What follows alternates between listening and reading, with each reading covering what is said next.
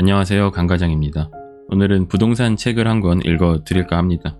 헐헐이라는 필명을 쓰시는 박성혜 작가님의 책이고요. 그럼에도 나는 아파트를 사기로 했다라는 책입니다. 얼마 전에 이 책을 읽었는데 저 같은 불인이들도 좀 쉽게 읽을 수 있게 재밌게 잘 되어 있어서 좀 소개를 좀 해드리고 싶었고요. 그리고 책 초반에 작가님께서 어릴 때 조금 집안 환경이 안 좋으셨는데 그 부분이 저는 굉장히 인상 깊게 남아서 그 부분을 조금 읽어 드릴까 합니다. 그럼 한번 읽어 볼게요. 파트 1. 가난이라는 개미지옥을 빠져나오다. 내 집 한 채가 간절했던 이유. 나는 한글을 배우기도 전부터 집에 대해 생각하고 또 생각했다. 왜 우리 집은 다른 집과 다르게 생겼지? 우리 가족은 부모님의 사업 실패로 인해 쫓기듯 서울로 올라왔다. 부모님은 막노동과 가사 도우미 일을 했다. 그 삶의 무게를 이해하지 못했던 나는 매번 출근하는 엄마의 바지 가랑이를 눈물로 얼룩지게 했다. 보육이란 개념이 없던 시절 5살 막내 딸이었던 나는 어두운 지하 단칸방에서 혼자 라면을 끓여 먹으며 학교에 간 언니와 오빠가 돌아오기만을 기다렸다. 8살이 되었을 때 부모님은 내가 다니던 초등학교 어귀에 단칸방이 달린 구멍가게에서 장사를 시작했다. 우리 가게는 옆 가게와 쌍둥이처럼 나란히 붙어 있었다. 우리 가게는 늘 어두웠고 옆집 가게는 언제나 환하게 불이 켜져 있었다. 그래서인지 우리 가게를 찾는 손님은 거의 없었다. 새벽부터 문을 연 가게는 밤 12시가 넘어야 닫을 수 있었고 부모님에게 일이라도 있는 날이면 나는 꼼짝없이 가게를 지키는 꼬마 주인이 되어야 했다. 어쩌다 가게를 찾아오는 손님이 고마워서 꼬마 주인은 엄마 몰래 물건값을 깎아주고는 했다. 손님이 많아지면 엄마가 웃겠지. 가난은 아이를 빨리 철들게 했다. 나의 부모는 죽어라 일만 하는 성실한 가난뱅이였다. 어린 마음에도 무언가 잘못되고 있음을 인지할 수 있었다. 나는 제비 뽑기를 잘못한 거라고 생각했다. 태어날 때 주어진 패가 너무 좋지 않았다. 남루했던 비닐하우스에 대하여. 가게를 정리하고 도망치듯이 옮긴 우리의 다음 주거지는 수도권에 있는 무허가 비닐하우스였다. 지붕 대신 비닐을 단촐하게 얹어놓은 허술한 집에서 여름에는 찜통 더위와 겨울에는 살을 애는 추위와 싸웠다. 너무 덥거나 추운 날은 일부러 지하철 2호선을 타고 하염없이 돌았다. 주방의 흙바닥 사이로 지렁이가 보였고 쥐가 쉴 새 없이 지나갔다. 태풍이라도 부는 날이면 바람에 집이 날아갈까봐 걱정하며 노루잠을 자야 했다. 흙바닥을 파서 임시로 만든 재래식 화장실은 여름이 되면 살충제 없이 사용할 수 없었다. 당연히 쥐도 고개를 내밀었다. 사춘기 소녀였던 나는 새벽에 화장실을 가고 싶을 때면 이불 속에서 100번을 고민했다. 전구 하나 달려있지 않았던 화장실은 우리 가족의 가난을 여과 없이 보여줬다. 전보다 환경이 더 나빠진 것이다. 학교에 다니는 것 또한 녹록치 않았다. 아침에 일어나면 가족이 모두 일터와 학교로 나가고 아무도 없었다. 그러면 나는 아침밥은 고사하고 빈속에 허술한 차림으로 준비물도 없이 집을 나섰다. 초등학교는 버스를 타고 가야 하는데 배차 간격이 길어서 한번 놓치면 30분 넘게 기다려야 했다. 그러다 보니 지각이 잦았다. 이런 사정을 모르는 선생님의 호통이 참 많이 서운했다. 나의 처지를 외치고 싶었지만 누구도 내 말에 귀 기울여줄 것 같지 않았다. 세상이 벽처럼 느껴졌다. 여느 때처럼 혼자 있던 어느 날 짜장면이 너무나 먹고 싶었다. 짜장라면 말고 중국집의 탱탱한 짜장면 말이다. 고민 끝에 전화번호 부에서 중국집을 찾아 짜장면 한 그릇을 주문했다. 시간이 지나도 배달이 오지 않자 불안해진 나는 마을 어귀로 나갔다. 얼굴이 빨개지도록 씩씩거리던 배달 아저씨의 모습이 아직도 선명하다. 구수도 없는 비닐하우스에서 이런 음식을 주문하다니 비닐하우스라고 말해야지. 아저씨는 짜장면을 바닥에 툭 던져놓고는 되돌아갔다. 무섭고 서러웠다. 마치 내가 벌레가 된 것 같은 기분이었다. 짜장면은 퉁퉁 불어서 젓가락질 한 번에 한 덩어리가 딸려 올라왔다. 우동면처럼 부른 짜장면이 맛있어서 더욱 슬펐던 기억이 난다. 나중에 결혼하고 처음으로 온전한 집이 생겼을 때 택배가 단번에 배달되는 것을 보고 너무 신기해했던 기억이 난다. 집이 있는 것만으로 이렇게 편리한 생활이 가능하구나. 가난조차 도둑맞다. 아무리 세월이 흘러도 지워지지 않는 각인된 기억이 있다.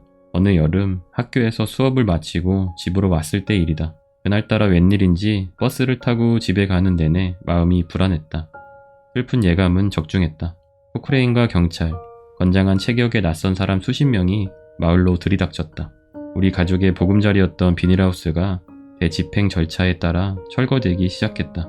건장한 철거 용역에 의해 사라진 세간이 모두 부서져서 그릇 하나 건질 수 없었다. 마을 사람 중 누구는 두드려 맞고 누구는 엎드려 통곡했다. 그날 밤 아빠는 부서진 장롱을 벽처럼 삼면으로 세우고 비닐을 얹어 이슬을 피할 공간을 마련했다. 우리 가족은 그 밑에서 몸에 비닐을 칭칭 감고 울음을 삼켰다. 우리 집은 왜 이렇게 가난할까? TV 속 어떤 신파극도 이보다는 나을 것 같았다. 놀랐지? 사실 이 모든 것은 쇼였어. 산다는 것의 고단함을 일찍 알아버린 나는 누군가가 나타나서 이렇게 외쳐주기를 바랐다. 하지만 천장을 덮은 비닐이 바람에 휘날리는 소리는 꼭 누군가의 비웃음 같았다. 누가 우리의 가난까지 송두리째 빼앗아 간 걸까? 우리는 다시 일어설 수 있을까? 그러나 우리는 철거되면 다시 짓고 철거되면 다시 짓는 과정을 15년간 반복하며 비닐하우스에서 생존했다. 네, 책을 조금 읽어드렸는데요. 재미있게 들으셨을지 모르겠습니다. 작가님의 그 이후의 이야기들이 궁금하신 분들은 책을 한번 읽어보시면 좋을 것 같고요. 저는 독서를 많이 하고 잘하는 편은 아니라서 책을 한번 읽으면 끝까지 다 읽는 책이 사실 그렇게 많지가 않은데요. 이 책 같은 경우는 읽기 시작해서 며칠 동안 틈틈이 읽어서 완독을 할 수 있었습니다. 물론 책 안에 나온 내용들을 모두 제 머릿속에 넣거나 그런 건 아니지만 옆에 두고 시간 날 때마다 계속 읽다 보면은 공부가 좀 더 많이 되지 않을까 싶어요. 책은 지금 보니까 260페이지짜리 책입니다. 그렇게 두꺼운 책은 아니고요. 책이 크게 파트가 4가지로 나뉘어 있어요. 파트 1 같은 경우는 작가님께서 어린 시절에 어떻게 살았고 어떻게 내 집 마련을 했는지 그런 과정들이 나와 있고요.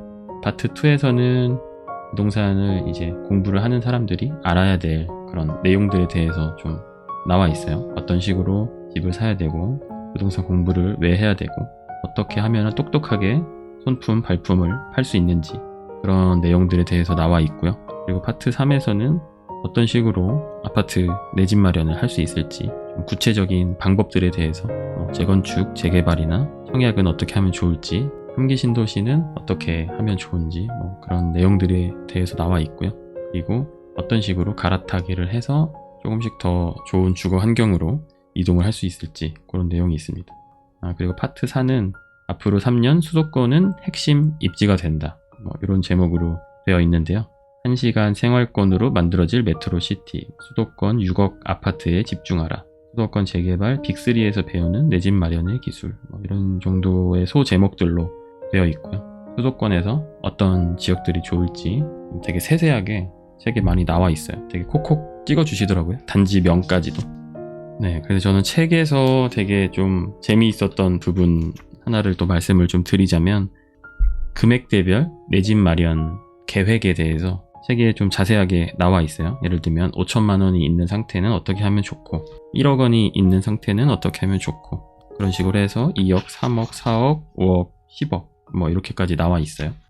물론 이 책이 나온 지가 작년 말이에요. 2020년 11월 정도에 나온 걸로 알고 있는데 그때에 비해서는 여러 가지로 환경적인 부분들이 달라져 있는 것들이 있겠죠. 집값이 그때에서도 많이 오르기도 했고 그렇긴 한데 금액대별로 어떤 식으로 좀 접근을 하고 어떤 식으로 계획을 세우면 좋을지 좀 자세히 알 수 있어서 한 번쯤 훑어보시면 좋을 것 같다는 생각이 많이 들었습니다.